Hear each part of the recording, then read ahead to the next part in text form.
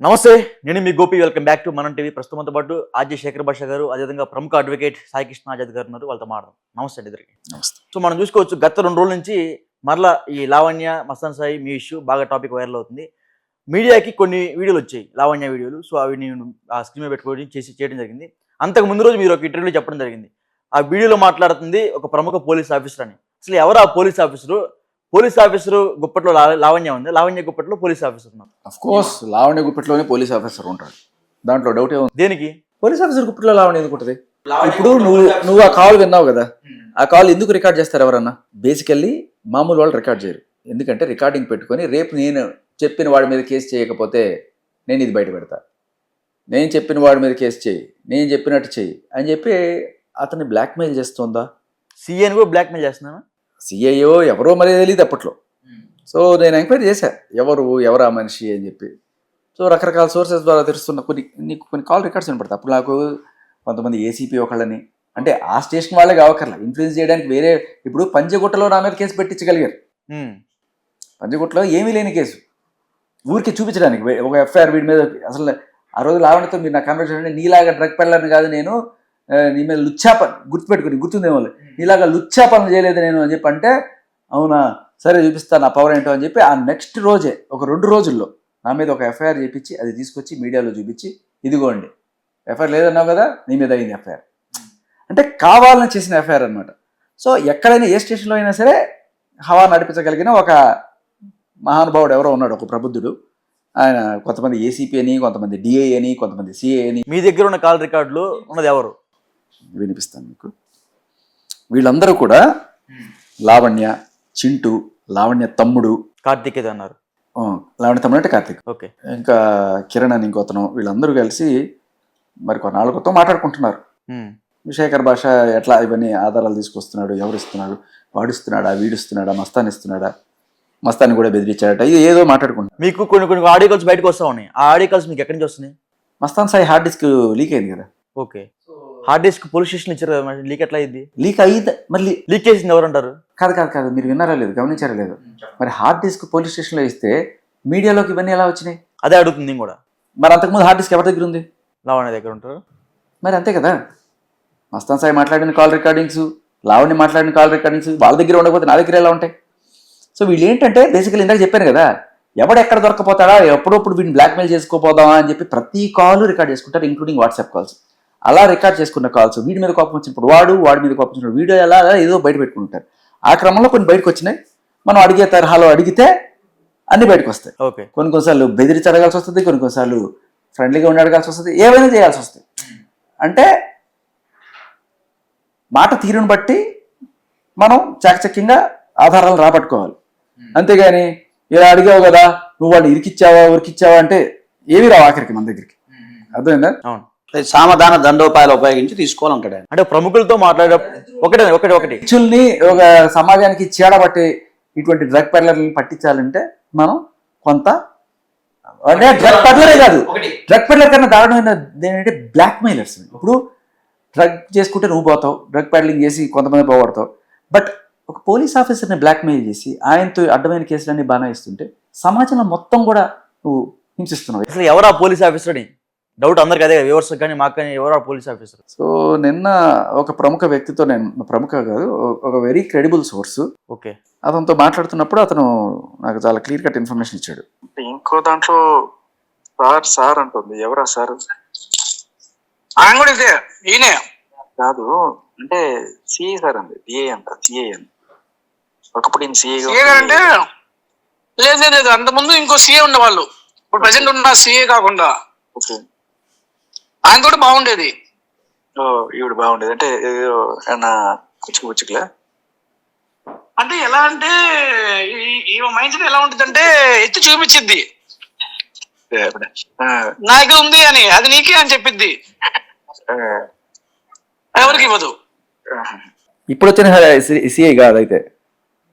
లేదు, ఇప్పుడు వచ్చిన మంచి ఆయన ఏదైనా అర్థం చేసుకుంటాడు ఈయన. ఓకే ఓకే, ఇప్పుడు కాదు, ఈయనకన్నా ముందు ఉన్నాయి ఆయన. Okay okay okay. సో అన్న, ఇప్పుడు మీరు ఆజాద్ గారు మీరు చూసారు కదా ఈ వీడియో, సో ఆడియో కాగా మీరు విన్నారు కదా, ఇలాంటి పోలీసులు ఇలాంటి అమ్మాయి చేతిలో ఉన్నప్పుడు ఇంకా మరి గవర్నమెంట్ మీద, ప్రభుత్వ అధికారుల మీద ఎవరికి నమ్మకం రాదు కదా. అవును, వ్యవస్థ మీద నమ్మకం పోతుంది. కాకపోతే దీని మీద ఏంటంటే సంస్థాగతంగా వ్యవస్థాపరంగా ఎంక్వైరీ చేయాల్సి వస్తుంది. అంటే జనరల్గా ఏంటంటే ఎవరైతే ఇట్లా ఆడిస్తున్నారో, ఎందుకంటే చట్టం అనేది అందరికీ సమానం, ఎవరు ఎక్కువ కాదు ఎవరు తక్కువ కాదు. సో ఇది సంస్థాగతమైన ప్రాబ్లము. తర్వాత అవసరమైతే దీనికి సంబంధించి ఒకవేళ ఏదైనా భవిష్యత్తులో ఏదైనా ఉంటే కంప్లైంట్ చేయొచ్చు. ఎందుకంటే చట్టం దృష్టిలో అందరూ సమానులే, ఇట్లా ఒకరికి పార్షియాలిటీగా ఉండకూడదు. ఇప్పుడు ఈయన బలిపశు అవుతున్నాడు రోజు రోజుకి. అవసరం ఎవరో సంబంధిత వ్యక్తి ఎవరో కనుక్కొని వస్తే కంప్లైంట్ ఇవ్వడానికి కూడా మేము సిద్ధంగా ఉన్నాం. కంప్లైంట్ ఇస్తాం, సంస్థాగతంగా కంప్లైంట్ ఇవ్వచ్చు కదా. ఓకే, యాక్చువల్గా అమ్మాయిలు అదే లావణ్య కంప్లైంట్ ఇవ్వగానే వెంటనే ఎఫ్ఐఆర్ కడుతున్నారంట. శేఖర్ భాష గారు కంప్లైంట్ ఇస్తుంటే ఆయన పట్టించుకోవట్లేదు, దానికి ఏమంటారు? అదేనండి, ఇప్పుడు చెప్తున్నట్టుగానే కొంత క్లచెస్ ఎవరైతే ఉన్నారో ఈ క్లచెస్ ఉన్నారు, వాళ్ళ చేతిలో ఉండటం జరుగుతూ ఉంది. వాళ్ళు బాగా ఇన్ఫ్లుయెన్స్ చేస్తూ ఉన్నారని తెలుస్తూ ఉంది మనకి ఇన్ఫర్మేషన్. సో దాన్ని డీజీపీ గారి దృష్టికి తీసుకెళ్ళి మేము కంప్లైంట్ ఇస్తాము. దాని మీద వెనకున్నారు, ఎందుకు ఇలా జరుగుతుందనే దానిపైన. ఎందుకంటే all are equal before the law, article 14 ప్రకారం. మరి ఆయన బాధను ఇప్పుడు ప్రాణరక్షణ కావాలని చెప్పి మేము ఇప్పుడు కంప్లైంట్ ఇస్తున్నాము. మరి దాని మీద ఎలాంటి యాక్షన్ తీసుకోవాలి? అంతకుముందు ఈయన మీద దాడి జరిగింది, అలాగే ఈయన బెదిరిస్తూ ఉన్నారు. నైట్ పూట 1 గంట కూడా బెదిరింపు కాల్స్ వస్తూ ఉన్నాయి. అవును, వాళ్ళ మిస్సెస్ కూడా వస్తుందండి. ఇప్పుడు ఏంటంటే తీసేయండి, మరి ఫ్యామిలీకి ఏం సంబంధం లేదు కదా, మరి వాళ్ళని బెదిరించడం ఇవన్నీ చూస్తుంటే మరి ఇంకొక గూడు పుట్టండి నేను. ఏంటి అది? అంటే ఇంతకుముందు మాట్లాడిన కాల్లో పడాల లక్ష్మి చింటూతో మాట్లాడుతూ ఉంటుంది ఎలా అని చెప్పి. దాంట్లో రెఫరెన్సెస్ మాత్రమే ఉంటాయి.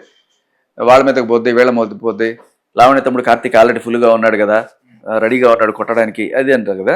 ఇప్పుడు అదే డిస్కషను చింటూ, లావణ్య, కార్తీక్ చేస్తుంటారు. మరి చేసినట్టేగా అంటే నార్మల్ ఈ క్రాసింగ్స్ శేఖర్ భాష లింక్స్ అన్ని కూడా ఆగుతాయి. ఫస్ట్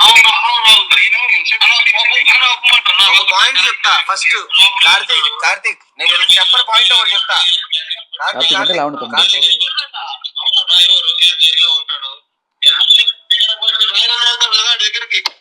కార్తీక్ వీళ్ళకి తెలియని మాట ఒకటి చెప్పాలి. ఇప్పుడు చెప్పని నన్ను మొన్న శేఖర్ భాష ఏమన్నాడు గుర్తుందా నీకు?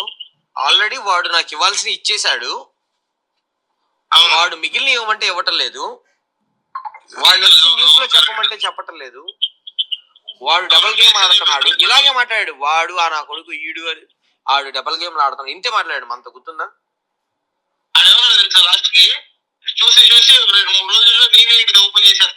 వాడి గుంటలో వాడు పడతాడు, ఇదే మాట్లాడాడు. గుర్తుందా నీకు? అది ఆల్రెడీ ఏవో ఇచ్చాడు, మనం ఆపాల్సింది శేఖర్ భాషని. శేఖర్ భాష ఫోన్ చేసి ఎత్తలేదు, శేఖర్ భాషతో మాట్లాడతా. ఆ పాయింట్ ఎలా పట్టుకుంటారో ఆలోచించండి. శేఖర్ భాష ఆగాలి, వాడి దగ్గర ఏమో ఉన్నాయి, ఏమున్నాయి, ఏమి ఇచ్చారు. ఎందుకంటే నన్ను డైరెక్ట్ గా అడిగాడు, గుర్తుందా లేదా నీకు? నువ్వు వినే ఉంటావు ఎదురుగా. ఏసీపీ ఎవరితో మాట్లాడుతుంది, ఏసీపీతో. ఏసీపీ ఎవరు భయ్యా చెప్పు భయ్యా, ఒకటని చెప్పు నాకు నువ్వు అంటున్నాడు. నన్ను అన్ని అడుగుతున్నాడు, ఆల్రెడీ ఉన్న పాయింట్స్ అన్ని అడుగుతున్నాడు నన్ను. సో చెప్పేశారు, ఏవో ఇచ్చారు, చూపించారు. ఈ రోజు ఒక ఫోటో వచ్చింది. ఈ రోజు అమ్మాయి అమ్మాయి చూపించింది. ఈ రోజు ఒక ఫోటో వచ్చింది సిగరెట్ తాగుతూ. అన్వికదే, లావణ్యది. అది ఎవరి దగ్గర లేదు, అది సాయి దగ్గరే ఉంది. దానికి ఏమైంది ఇప్పుడు? అది ఈ రోజు ఇచ్చాడా? ఆల్రెడీ ముందే ఇస్తే ఈ రోజు రిలీజ్ చేశారా?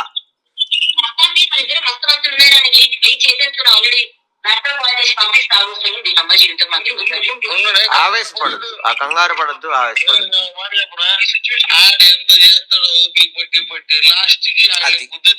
అది వాడిని గుద్ది చంపేస్తాడు ఆ కార్తీక్. అంటే ఇప్పుడు మీ మీద ప్రాణాపాయంగా ఇప్పుడు మీకు ఆపద ఉందని ఆ ఆడియో కాల్స్ మనకు అర్థమైపోతుంది. ఓకే, గన్నే తీసుకుంటున్నారా మీరేమన్నా? ఏమో సార్ చెప్పారు, తీసుకుందాం. ఆజాద్ గారు గన్నే ఇప్పిస్తారు సార్కి? ఖచ్చితంగా ప్రాణరక్షణ అంటే ఇప్పిద్దామండి. అది మనకు భారత రాజ్యాంగం ఇచ్చిన హక్కే కదా. ఖచ్చితంగా దానికి ప్రొసీజర్ ఉంది, మీ సేవ నుంచి అప్లై చేస్తాం, దానికి సంబంధించిన మొత్తం తీసుకుంటాం, అప్లై చేస్తాం, తప్పేం లేదు. ప్రయత్నం జరుగుతుంది దానికి సంబంధించి. లైసెన్స్ అయితే తెప్పించాడు, ఉంది ప్రొసీజర్ ఉంది కదా, అది తీసుకుంటాము, తప్పే ఉంది sir. Okay, right, thank you అండి.